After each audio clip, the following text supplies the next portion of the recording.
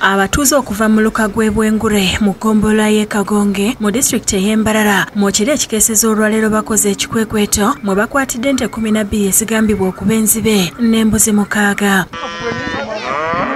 Bazisanze mu maka agamu ku kyalo Kafunjo nga nannyini nte zino David Kahatano agamba nti yakedde ku makya n'asanga ng'ekiralo kye kyonna bakyeze bamulekeddewo nnyana zokka.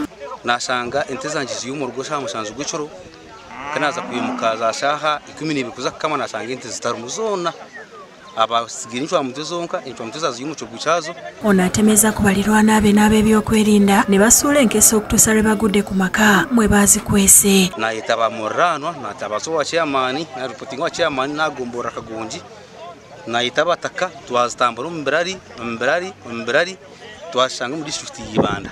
Zijiddwayo ne zitwalibwa ku ggombolola y'e Kaihangara ng'okunoonyereza bwe kugenda mu maaso. Abagambibwa okubba ente zino badduse olwo abatuuze obusungu ne babumalira ku maka gaabwe ne bagateekera omuliro. Emmanuel Katahwero ow'ebyokwerinda mu kitundu kino ategeezezza nti obubbi bw'ebisolo bweyongedde ekibatadde ku bunkenke. Abantu kutukwata baba twara baba stioko babarekura tukumanya ko kubarekura bagaruka mu cyaro kandi no kwiba kandi ntushabangu police kubara batera amasumu nyakiro mutuyambe ko abantu abo tukumanya ko bari. Polisi y'Ibanda ng'ekulembeddwa kulira okunoonyereza ku buzi bw'emisango Alfred Ndunguse asabye abatuuze okukolaganira awamu nayo okumalawo obubbi bw'ebisolo.